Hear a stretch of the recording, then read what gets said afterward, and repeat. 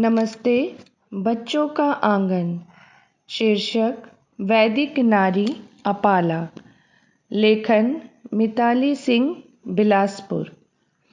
बच्चों, आज हम ऋग्वेद में वर्णित महर्षि अत्रि की पुत्री अपाला की रोचक और अनसुनी कहानी देखेंगे। प्राचीन काल में अत्रि नामक एक ऋषि थे।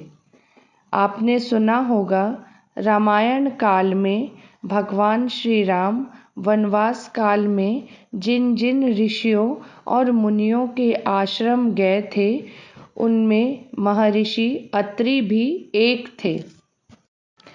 परम ज्ञानी अत्रि ऋषि की पुत्री थी अपाला। वे महान विदुषी एवं असाधारण प्रतिभा की स्वामिनी थी।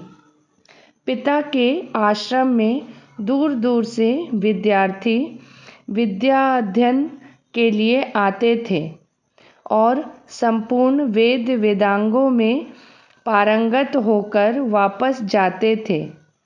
ऋषि अपने शिष्यों से पुत्रवत स्नेह करते थे। नया पाठ पढ़ाने से पहले ऋषि पुराना पाठ सुनते थे। एक दिन जब महर्षि शिष्यों को पढ़ा रहे थे, तब उसी पाठ का गायन मधुर स्वर में गूंजने लगा।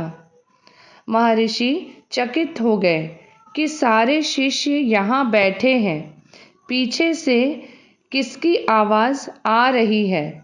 महर्षि ने कक्षा छोड़ बाहर जाकर देखा तो उन्होंने पौधों व लताओं को सींचते हुए अपनी कन्या अपाला को मधुर स्वर में वेद की ऋचाओं का गायन करते हुए सुना।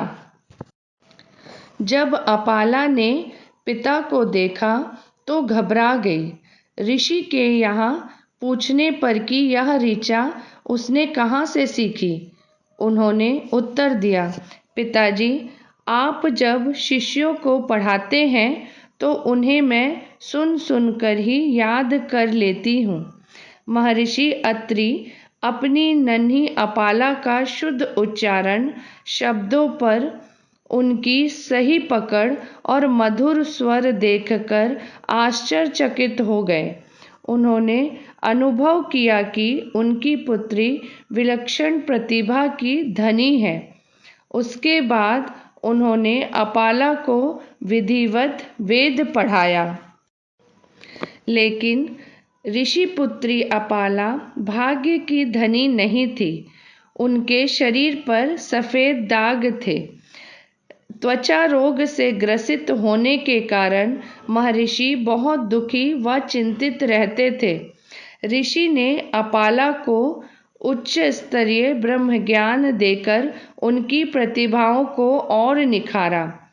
एक दिन वेदों के ज्ञाता विद्वान कृषत महर्षि अत्रि के आश्रम में अतिथि रूप में आए। अपाला के सौंदर्य और व्यवहार कुशलता से मुग्ध होकर उन्होंने उनके साथ विवाह करने की इच्छा प्रकट की। महर्षि अत्रि ने अपाला का विवाह कृशाश्वत के साथ कर दिया। वे पति के आश्रम में चली गई। एक दिन सफ़ेद चकत्तों पर कृशाश्व की दृष्टि पड़ गई। वह अपाला को तिरस्कार और उपेक्षा की दृष्टि से देखने लगे। पति से अपमानित होकर वह पिता के आश्रम में वापस आ गई। ऋषि अत्रि ने रोग के निदान के लिए अपाला से भगवान इंद्र की उपासना करने को कहा। इंद्र की उपासना करते हुए उन्होंने देवराज इंद्र के प्रशस्ति मंत्र की रचना की। वे मंत्र का जप करके सोमरस का नैवेद्य चढ़ाया करती थी। अपाला के प्रेम और भक्ति से खुश होकर इंद्र प्रकट हुए। अपाला ने सोम की बेल को दांतों से दबाकर उसका रस निकालकर उन्हें पिलाया। प्रसन्न होकर देवराज इंद्र ने कहा, अपाले, तुम धन्य हो, तुम्हारा रोग दूर हो जाएगा। इंद्र के वरदान से अपाला रोग मुक्त हो गई। उसका शरीर स्वर्ण के समान चमकीला हो गया और वह अपने प्रेम और निष्ठा के फलस्वरूप अमर हो गई।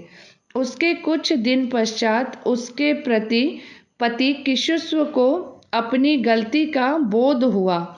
उन्होंने अपाला के पास आकर क्षमा याचना की। वे मान गई और दोनों पुनः अपने दाम्पत्य जीवन में प्रसन्न रहने लगे। तो बच्चों, अपाला की यह कहानी जो गुण और सुंदरता के बीच के मतभेद को महत्व प्रदान करती है, आपको कैसी लगी? आशा है आपने भी यह सीखा होगा कि शारीरिक सुंदरता तो क्षणिक मात्र है। सच्ची पहचान तो गुणों से होती है, जो सदा के लिए होती है। सोमरस। ऋग्वेद में वर्णित सोमरस सोम नाम के पौधे की पत्तियों को पीसकर बनाया जाने वाला रस था। यह आर्यों का प्रमुख पेय था। यह जड़ी बूटी है। जय श्री राम कृष्ण।